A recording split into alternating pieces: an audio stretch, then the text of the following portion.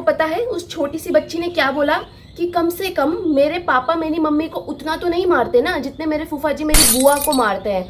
And that is how my friends your childhood shapes you. नमस्कार, कैसे हैं आप सब? आई होप सब बढ़िया चल रहा हो और कहीं भी कुछ गड़बड़ी हो तो समय के साथ वो सही हो जाए। It's me Arushi. और अगर किसी कारणवश आपको मुझसे 1-on-1 सेशन चाहिए, आप खुद को हील करना चाहते हो, टॉक्सिसिटी को टाटा बाय बाय बोलना चाहते हो, ज़्यादा इमोशनली इंटेलिजेंट बनना चाहते हो, तो आप मुझे इस ईमेल एड्रेस पर या इस व्हाट्सएप नंबर पर व्हाट्सएप कर सकते हैं। आपने कभी ऐसा सोचा है कि भाई बहुत ही फेमस फीमेल सेलिब्रिटी है, बहुत फेम है उनके पास, बहुत पैसा है उनके पास, बहुत ज़्यादा सक्सेसफुल है वो और बहुत ही ज़्यादा सुंदर भी है वो, मतलब सारी दुनिया पागल है उनके पीछे, फिर भी वो किसी ऐसे इंसान के साथ है जो उन्हें कॉन्स्टेंटली चीट कर रहा है, पब्लिकली उनके बारे में फालतू फालतू के स्टेटमेंट देता है और उस लड़के की हरकत देखकर आपको ऐसा लगता है कि बहन तू क्यों है इसके साथ? वो इसीलिए है उनके साथ क्योंकि वो उनका नॉर्मल है, उन्हें ऐसा लगता है कि ऐसा ही होता है। सेम इसी तरीके से उस बच्ची को भी ऐसा लगता है कि ऐसा ही होता है, मतलब पिटाई तो होनी ही है शादी के बाद, किसी की कम होनी है किसी की ज़्यादा होनी है, पिटाई तो होनी ही है, ये उनका नॉर्मल है। जो किसी फीमेल सेलिब्रिटी को देखकर आपको ऐसा लगता है ना कि यार ये इससे पागल से इंसान को डेट क्यों कर रही है, वो इसीलिए कर रही है क्योंकि उन्हें लगता है वो चीज़ नॉर्मल है, उन्हें लगता है ऐसा तो होता ही है, लड़के ऐसे ही होते हैं।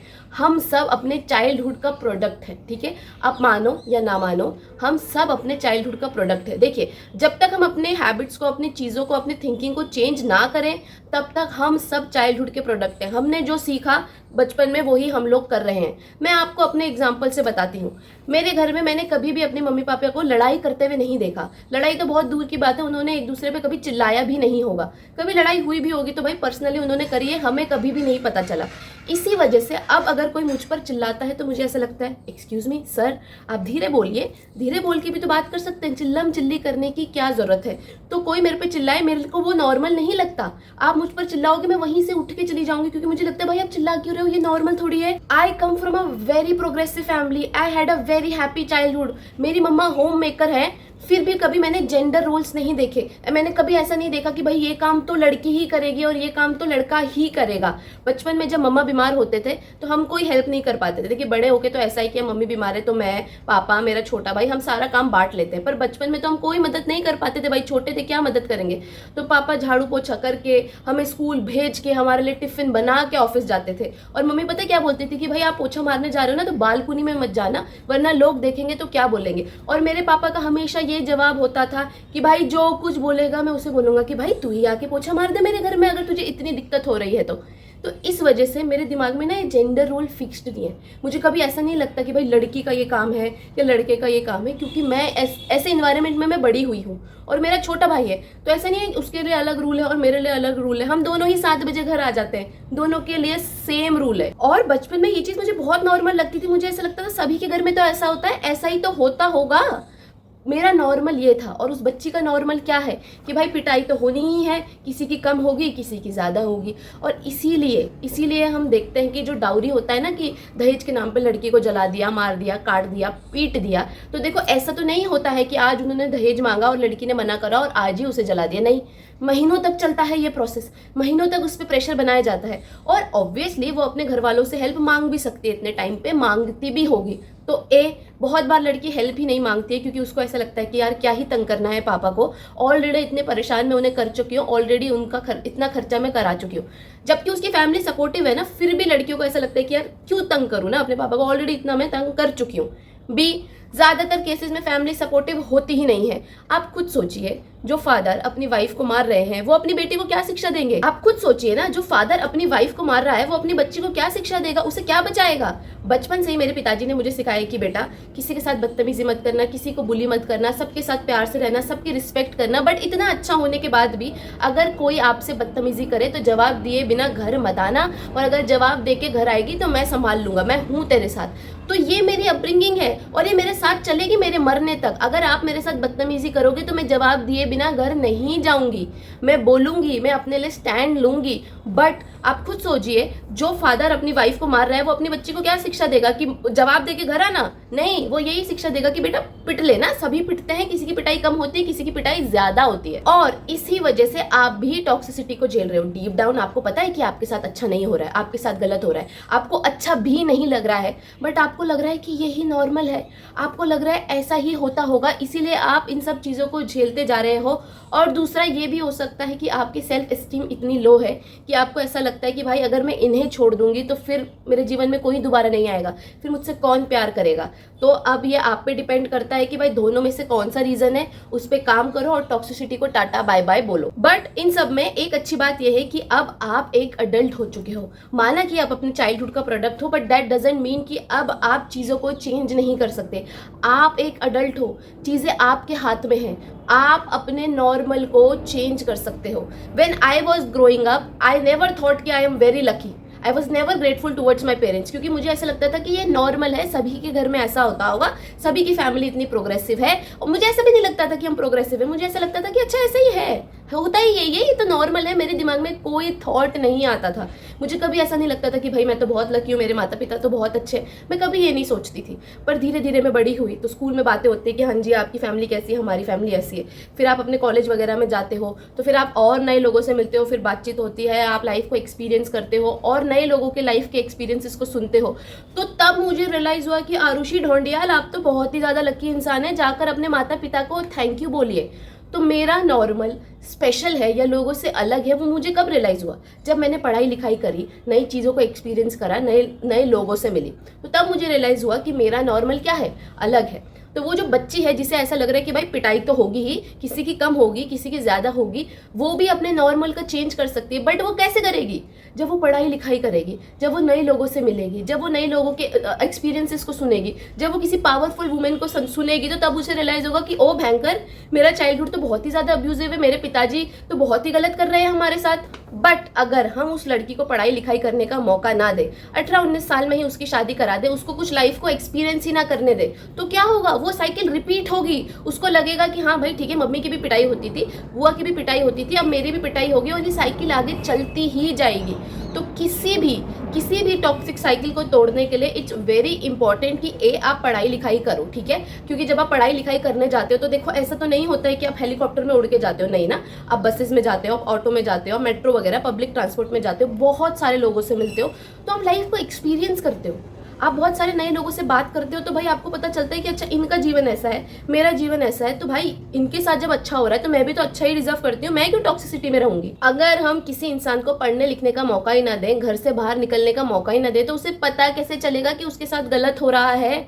उसको लगेगा कि यही नॉर्मल है ना। उस बच्ची को क्या लग रहा है कि भाई मेरे घर में भी ऐसे ही हो रहा है, बुआ के घर में भी ऐसे ही हो रहा है, बस फिर ऐसा ही होता होगा। इसीलिए आई am very much against this type of content कि यार स्टे एट होम गर्लफ्रेंड और सॉफ्ट लाइफ एरा, और मतलब एजुकेशन पे क्या पैसे खर्च करने, क्या ही फायदा होता है? एजुकेशन पे पैसा खर्च करके बस आपको डिग्री ही नहीं मिलती है, आपको लाइफ के एक्सपीरियंसेस भी मिलते हैं। और स्टे एट होम गर्लफ्रेंड और इन सब का क्या मतलब है? भाई आप पैकेजिंग को कितना भी क्यूट कर दो, अल्टीमेटली बेच तो आप जहर ही रहे हो ना।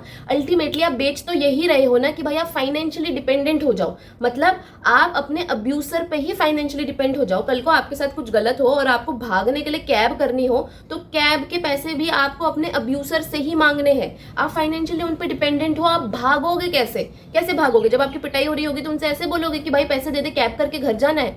नहीं ना। इसीलिए आपके पास अपना पैसा होना ज्यादा जरूरी है। और आपकी बात नहीं है, आप सोसाइटी में देखिए, ठीक है? आप सोसाइटी में देखिए क्या होता है, अमीर, मिडिल क्लास और लोअर मिडिल क्लास। आप मुझे बताइए कि सबसे ज्यादा बुरा व्यवहार किसके साथ होता है? लोअर मिडिल क्लास के साथ। उनको ना हेल्थ केयर फैसिलिटी मिलती है, उनको ना एजुकेशन फैसिलिटी मिलती है, ठीक है? वो किस हालात में रहते हैं, कोई उनके लिए कुछ नहीं सोचता, कुछ नहीं करता। क्यों? क्योंकि उनके पास पैसा नहीं है, ठीक है? ऐसा नहीं है कि भाई मैं लड़कियों के साथ ही ऐसा होता है। समाज में देखो ना आप, सबसे ज्यादा बुरी कंडीशंस में कौन रह रहा है? जिसके पास पैसा नहीं है।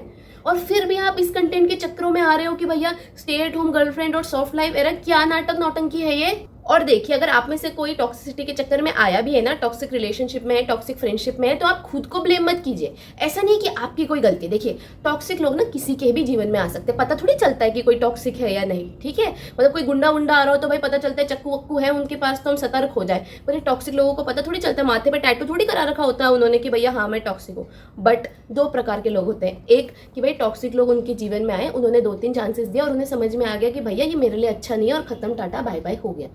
बी, आपके जैसे जो चांसेस पे चांसेस देते ही जाते हैं। बट हमेशा इस बात को ध्यान रखिएगा, आप जितने ज़्यादा चांसेस दोगे आप उतने बड़े ट्रैप में फंसोगे, आपको उतना ज़्यादा मैनिपुलेट कर लिया जाएगा, और जितना ज़्यादा आपको मैनिपुलेट कर लिया जाएगा उतना ज़्यादा मुश्किल होगा आपके लिए चीज़ों को खत्म, टाटा बाय बाय बोलना। आप खुद सोचिए, मैं एक दिन आपको पकड़ के मैनिपुलेट करती हूँ, ठीक है, तो ऑब्वियसली एक दिन आप मैनिपुलेट हुए, बट अगर आपको मैं 1 महीने पकड़ के मैनिपुलेट कर लूँ तो ज़्यादा नुकसान किसमें है? 1 महीने वाले में ना। तो आपको जैसे ही पता चले, 2-3 चांसेस दे दिए, बहुत है, ज़रूरत से ज़्यादा 2-3 चांसेस में आपको समझ में आ गया कि ये इंसान मेरे लिए ठीक नहीं है, तो फिर खत्म, टाटा बाय बाय। एक और बात, आप लोगों के साथ दिक्कत ये है कि आप ज़रूरत से ज़्यादा अच्छे इंसान हो। आप में से बहुत सारे लोग ऐसे बोलेंगे कि आरुषि वो ऐसा इसलिए है क्योंकि उनका चाइल्डहुड टॉक्सिक है। तो इसमें हमारी क्या गलती है? क्या हमने उनका चाइल्डहुड टॉक्सिक करा? नहीं, ये हमारी गलती है क्या? नहीं। एज एन एडल्ट आप बस 2 ही लोगों के बिहेवियर के लिए जिम्मेदार हो, एक अपना, दूसरा अगर कल को आप पेरेंट बनना चाहते हो तो अपने बालक का। बस 2 ही लोगों के बिहेवियर के लिए आप जिम्मेदार हो, अपने और अपने बालक के। उसके बाद आप किसी के भी बिहेवियर के लिए जिम्मेदार नहीं हो। ठीक है भाई, सामने वाले का चाइल्डहुड टॉक्सिक रहा होगा और ऑब्वियसली वो इस चीज़ को डिजर्व नहीं करते, और ऑब्वियसली भाई हमें उनके लिए बहुत ज़्यादा बुरा लग रहा है, बट दैट डजंट मीन कि वो टॉक्सिसिटी लेके वो आपके जीवन में आएंगे। सबके जीवन में भाई कुछ ना कुछ होता ही है, सबके साथ कुछ ना कुछ होता ही है, बट दैट डजंट मीन कि आप दूसरे का जीवन खराब करोगे। भाई जब अपन को चीट करा गया था तो आई वॉज वेरी डिवेस्टेटेड भाई, मेरा बहुत ज़्यादा दिमाग खराब हो गया था, बट डज दैट मीन कि वो अपने टॉक्सिसिटी लेके, और जो मुझे ऐसा लग रहा था कि भाई ये तो दुनिया ही बर्बाद हो गई है, वो लेके मैं किसी और के जीवन में जाऊंगी? नहीं, मैंने पहले खुद को हील करा, फिर मैं किसी और से मिलने गई ना, फिर मैंने किसी और से बात करी। तो सेम गोज फॉर एवरीबडी। अगर आपके साथ कुछ हुआ है, आपके जीवन में कुछ हुआ है, वो हमने तो नहीं करा, हमारी तो गलती नहीं है, तो वो लेकर आप हमारे जीवन में मत आओ। आपके साथ जो कुछ भी हुआ वो हो गया, अब आप एक अडल्ट हो, खुद को हील करो, फिर और लोगों से मिलो। ये तो कोई मतलब नहीं है ना कि भाई मैं ट्रॉमेटाइज्ड हूं तो मैं सबको ही ट्रॉमेटाइज करूंगा। क्या मतलब है इस बात का? कोई सेंस है इसका? ऑब्वियसली नहीं। आपने किया है क्या उन्हें ट्रॉमेटाइज? नहीं ना। तो आपका हंसता खेलता खुशहाल जीवन है, उसमें आपको किसी ऐसे इंसान को क्यों लेके आना है जो इतना ज्यादा ट्रॉमेटाइज्ड है? देखिए, जो इंसान ट्रॉमेटाइज्ड होता है, जो इंसान दुख में होता है, दर्द में होता है, पीड़ा में होता है, उसके पास दूसरे को देने के लिए भी वही चीज़ होती है। अगर मैं ट्रॉमेटाइज्ड हूँ तो मैं आपके जीवन में ट्रॉमा ही डालूंगी, मैं आपके जीवन में खुशियाँ ऐड नहीं कर सकती, ठीक है। और अगर मैं खुश हूँ तो मैं आपके जीवन में खुशियाँ ही ऐड करूँगी, मैं ट्रॉमा ऐड नहीं कर सकती। ये रियलिटी है, इसमें कोई बहुत बड़ी बात थोड़ी है, कोई बहुत बड़ा सा लॉजिक थोड़ी है, तो नॉर्मल सी बात है। तो भाई आपको क्यों ऐसे इंसान के साथ घूमना है जो इतना ज़्यादा ट्रॉमेटाइज्ड है? ठीक है भाई, आप ट्रॉमेटाइज्ड हो, नहीं होना चाहिए था आपके साथ, बट मेरी तो गलती नहीं है ना। खुद को हील करो और फिर मेरे जीवन में आओ, और अगर आप खुद को हील नहीं कर सकते तो मेरे जीवन में मत आओ। देखिए, फिजिकली जब हमें कोई अब्यूज कर रहा होता है ना, हमें तुरंत पता चल जाता है कि हमारे साथ गलत हो रहा है। जैसे ही कोई हमें मारेगा पीटेगा, हमें पता चल जाएगा कि हमारे साथ गलत हो रहा है, और एटलीस्ट हम अपने लिए आवाज़ उठा पाते हैं। दिक्कत कब होती है? जब हमें कोई मेंटली और इमोशनली अब्यूज कर रहा होता है। वो दिखाई तो देता नहीं है, तो हमें पता ही नहीं चलता कि गलत हो रहा है। वो किसी और को भी नहीं दिखता, तो कोई और भी हमें नहीं बोल पाता कि भाई गलत हो रहा है। अब भाई फिजिकली अब्यूज किया जा रहा है, तो हो सकता है कि भाई आपने अपने किसी फ्रेंड को बताया हो, फैमिली को बताया, तो वो भी बोलते हैं ना कि भाई गलत हो रहा है, क्योंकि वो दिखता है। मेंटल और फिजिकल इमोशनल अब्यूज तो हमें ही नहीं दिख रहा है, हम दूसरे को क्या दिखाएंगे? हमें ऐसा लगता है कि भाई हम ही ओवर थिंक कर रहे हैं, हम ही ओवर एनालाइज कर रहे हैं, हम ही ज्यादा सोच रहे हैं। और ठीक है, चलिए बेनिफिट ऑफ डाउट दे देते हैं, हो सकता है कि हम ही ओवर थिंक कर रहे हैं, हम ही ओवर एनालाइज कर रहे हैं, बट 1 बार 2 बार 3 बार और कितनी बार? देखिए, एक दिन आपको, मतलब साल में 2-3 बार आपको ऐसा लगे कि भाई मैं ओवर थिंक कर रही हूँ, तब चल सकता है ये बात। पर ये फीलिंग अगर आपके साथ कॉन्स्टेंटली रह रही है ना कि भाई ये मेरे को इमोशनली अब्यूज कर रहे, इमोशनली अब्यूज कर रहे, इमोशनली अब्यूज कर रहे, तो आप उस फीलिंग पर विश्वास कीजिए। देखिए, आपको साल में 2-3 बार ऐसा लगे कि हाँ ठीक है, ये मुझसे प्यार नहीं करते, मेरी कदर नहीं करते, मेरी केयर नहीं करते, ठीक है, हो जाता है कभी कभी, हम ओवर थिंक करते हैं। पर अगर आपको कॉन्स्टेंटली ऐसा लग रहा है ना कि ये मेरे साथ बदतमीजी कर रहे हैं, बदतमीजी कर रहे हैं, बदतमीजी कर रहे हैं, तो ट्रस्ट दैट फीलिंग, आपके साथ बदतमीजी ही हो रही है। और जो जनरली हेल्दी लोग होते हैं ना, उनका नेचर बहुत ज़्यादा प्रेडिक्टेबल होता है। आपको पता होता है कि भाई इस बात पे उन्हें गुस्सा आता है, इस बात पे इन्हें चिढ़ मचती है, इस बात पे ये खुश होते हैं, इस बात पे ये हंसते हैं। बट अगर कोई ऐसा इंसान है जिसका नेचर आपको कन्फ्यूज कर रहा है, आपको समझ ही नहीं आ रहा है कि भाई ये इंसान किसी बात पे भी चिढ़ जाता है, किसी बात पे भी गुस्सा हो जाता है, किसी बात पे भी चीखने चिल्लाने चिल्लाने लग जाता है तो ये हेल्दी नहीं है। क्यों? क्योंकि आप इंसान हो या टच मी नॉट का पौधा हो, कि भाई कुछ भी बात बोलो आप चिढ़ जा रहे हो, कुछ भी बात बोल रहे हो तो टच मी नॉट के पौधे की तरह आप बंद हो जा रहे हो। ऐसा थोड़ी होता है। जो हेल्दी लोग होते हैं वो आपको कंफ्यूज नहीं करते। आपको पता होगा कि भाई ये मुझसे बहुत ज़्यादा प्यार करते हैं, मेरी बहुत ज़्यादा केयर करते हैं, ठीक है भाई। अगर आपकी लड़ाई भी हो रही है ना, फिर भी डीप डाउन आपके दिल में पता है आपको कि भाई हाँ लड़ाई वड़ाई तो अपनी जगह है, बट स्टिल ये मुझसे बहुत ज़्यादा प्यार करते हैं, ठीक है। उनका आपको कंफर्म्ड होता है। पर जिस इंसान के साथ आपको कंफ्यूजन हो रही है कि यार ये मुझे प्यार भी करते हैं, यार ये मुझे पसंद भी करते हैं, तो वो इंसान आपको नहीं ही पसंद करते। आप समझिए, साल में 1-2 बार ऐसा शक होना कि ये मुझे प्यार करते हैं या नहीं, मैं मान सकती हूँ कि आपकी ओवर थिंकिंग है। बट अगर आप कॉन्स्टेंटली इस चीज़ को सोच रहे हो तो ये हेल्दी नहीं है। तो ईजिएस्ट वे टू आइडेंटिफाई कि आपको इमोशनली या मेंटली अब्यूज किया जा रहा है कि आप कॉन्स्टेंटली डर की फीलिंग में घूम रहे हो कि भाई कब बोल देंगे, कब चिढ़ जाएंगे, कब भड़क जाएंगे। अगर आप कॉन्स्टेंटली इस फीलिंग में घूम रहे हो ना, तो that's not healthy, they are toxic to you.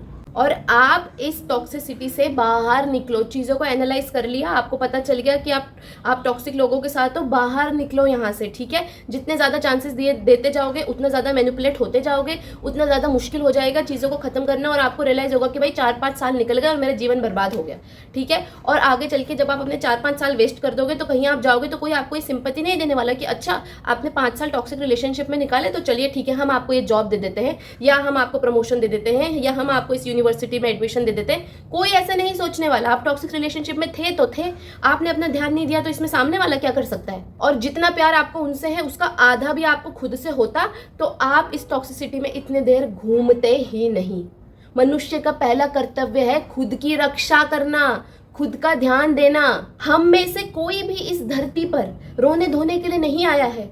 अगर एक इंसान इस धरती पे बहुत ज़्यादा खुश है, बहुत ज़्यादा पैसे भी कमा रहा है, हर ही तरीके से खुश है, उसके फ्रेंड्स भी बहुत ज़्यादा अच्छे हैं, वो रिलेशनशिप्स में भी बहुत हैप्पी है, फैमिली में भी बहुत हैप्पी है, और वो सुंदर भी है, और वो सुशील भी है, और उसके साथ पास बहुत पैसा भी और सब कुछ अच्छा ही चल रहा है, तो अगर वो डिजर्व करता है ना तो हम भी डिजर्व करते हैं, ठीक है। हमने ऐसे कोई पाप तो किए नहीं। आप खुद बताइए, भगवान जी ने हमें इसलिए थोड़ी भेजा है कि हम रोते रहें। अब आप लोगों को क्या लगता है कि भगवान जी ने सच में बैठ के किसी की किस्मत में ऐसा लिखा होगा कि आप रोते ही रहोगे? नहीं, भगवान जी के पास और भी बड़े बड़े काम हैं। हम सब यहाँ पे खुश रहने के लिए ही आए हैं, हंसने के लिए, खेलने के लिए, खिलाने के लिए आए हैं। और ये आपकी किस्मत की गलती नहीं है। किस्मत अभी भी आपको चांस दे रही है। किस्मत अभी भी आपको 2 रास्ते दिखा रही है। एक रास्ता ये है कि आप उसी टॉक्सिसिटी में घूमते रहो, और दूसरा रास्ता ये है कि अपने लिए स्टैंड लो और उस टॉक्सिसिटी को टाटा बाय बाय बोलो, और प्लीज़ सेकेंड रास्ता चुनना। और लास्टली, ऐसा मत सोचिएगा आप लोग कि आरुषि ऐसा कहाँ होता है, अब तो भारत को आज़ाद हुए 80 साल हो गए हैं, अब थोड़ी लड़कियों के साथ ऐसा हो रहा होगा। मैं दिल्ली में रहती हूँ, जिस बच्ची की मैं बात कर रही हूँ वो भी दिल्ली में रहती है, और उसके जो पेरेंट्स हैं वो born and brought up in Delhi है। ऐसे नहीं है कि गाँव में पैदा हुए हैं और फिर दिल्ली आए हैं, दिल्ली की ही पैदाइश है वो। आप सोचिए, जब देश की राजधानी का ये हाल है तो टियर 2, टियर 3 सिटीज़ में क्या हाल होगा। इसी के साथ हम इस वीडियो के समापन समारोह की तरफ पहुंच चुके हैं। अपना और अपने लव्ड वंस का ध्यान रखिएगा, और वीडियो को लाइक, शेयर और सब्सक्राइब कीजिएगा। टाटा।